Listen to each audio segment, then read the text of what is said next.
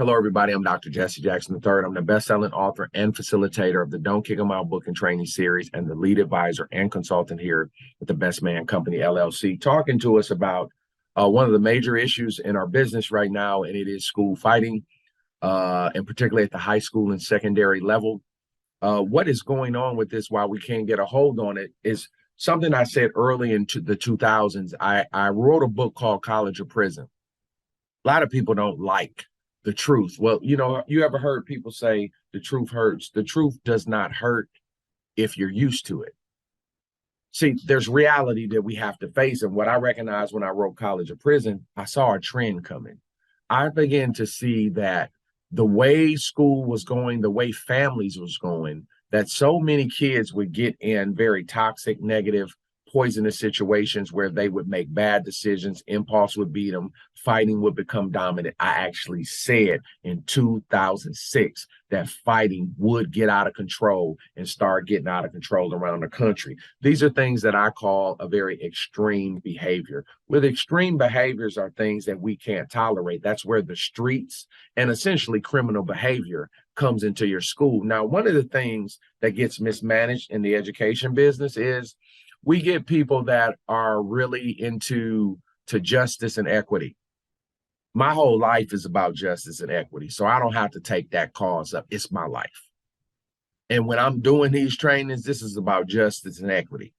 The equity has to always be to the respect to understand there are things that we can't manage. That's not hard, people. We're in the teaching and learning. We're in the opportunities. Well, we can't say we're creating opportunities when opportunities are taken away due to breaches of safety and security. Okay. One of the things we got to understand, there are things we can't manage kids bringing guns to school. We don't want to. This is why we need to have the sheriff and armed school resource officers in schools. Trends are going bad. Now, once again, everything can be managed, but you cannot take historic impulse related responses to things that are wrong and say we're going to blow it up and change it. We have districts that have taken the wrong stance against fighting in their objective to properly govern. You're not going to get that argument from me that we should be doing X, Y, and Z. The argument that I'm going to always go to, there is no emotion in it. We can't let people get hurt at school. We can't let people fight at school. If you're a high school out there that's had more than your share of fights, you are not by yourself. And what I've offered when I started the Fighting Institute, we're going into our second year of it. It's been it's been our most popular online training. We are undefeated with that one. Everybody has said it was extremely valuable and they learned things. And the data told us that 9 out of 10 of everybody who called about fighting, the issue of fighting, they all made requests to see could they create a date where I could come to them in person. So that means they're getting something out of it that they didn't expect. In our business, we have committed ourselves to policies and to research that is no longer current or effective against the challenge that's been brought in front of us. Fighting requires that management take a look at its policies, take a look at what is the real effect of trauma residuals in the community. Does the culture of that community represent violence? If it's violence going on in the community, there will always be attempts to bring that trauma in the building. That's what a trauma zone school is. That's why I said you got to train people on how to deal with the mess. You can't just change the policy, but think people are okay with it. That's why we have so many staffs revolting against a principal, so many principals revolting against central office. They will come down with these policies, make us do it, not understanding the impact of what it has on the building and the fact that we don't know what to do. Build relationships with the kid, build relationships. I'm not good at it. I've never been. So where's the training? And you cannot create these mentalities, these enablement mentalities that starts making excuses for behavior. Because once you create that, poverty culture has just wiped your building out, and the streets is running your building, and you got no teaching and learning going on. So at the Fighting Institute, it is about the disciplines of understanding trauma residuals, the infrastructure that you have to have in place if you want to stop fights on your campus. Okay. If you want to stop that mess, if you, particularly as a high school principals, every principal of a high school, particularly a high school fighting this issue, you got to sit down. And here's the thing that's been the most remarkable to me. If you got to look at my roster and say who enrolls and goes to Dr. Jackson's classes, I find it very peculiar that it's like half and half. You got real live street situations, real schools and real situations in gang territories on the West Coast, Illinois, Detroit, right? Philly, real places, right? Real situations, street situations. And then you'll have suburban schools, blue ribbon schools, A schools on the test, because one fight's too many for them.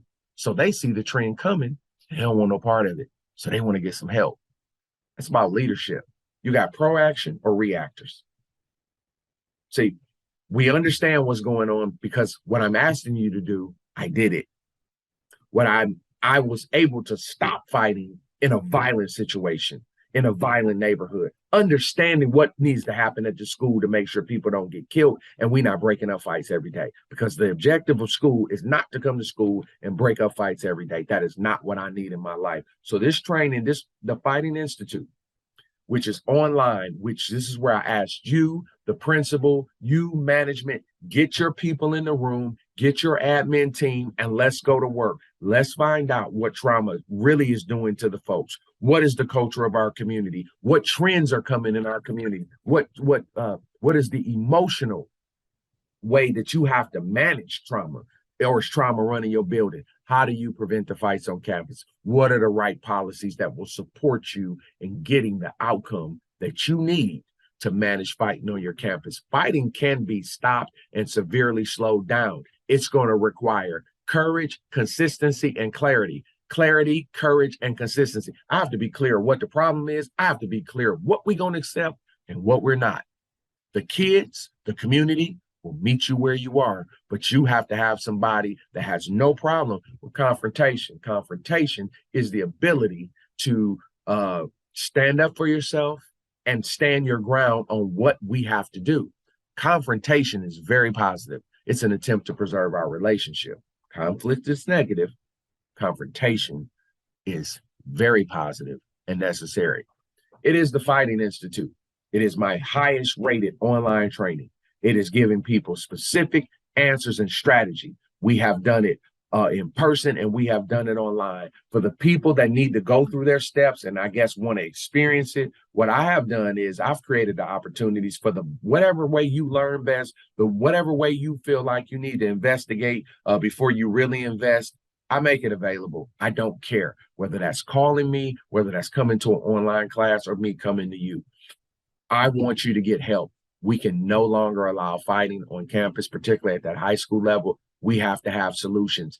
2023 is going to be very, very challenging. 2024 won't improve.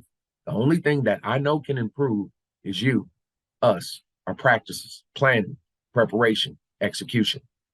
It can happen. When you listen and get the right advice, you can see the results that you need. This is why our Fighting Institute has been very well received by my partners. And I'm just very, very excited about that because I did this for you. If you need help with it, your dates are below. Find a date. When you see these links, watch these videos, you get those training opportunities. I'm telling you, folks, make time. If you know you need it, make time. I'm here for you. Listen, I'm looking forward to working with you soon. Do what you need to do. And I'm looking forward to seeing you soon. I'll see you in class. Be well.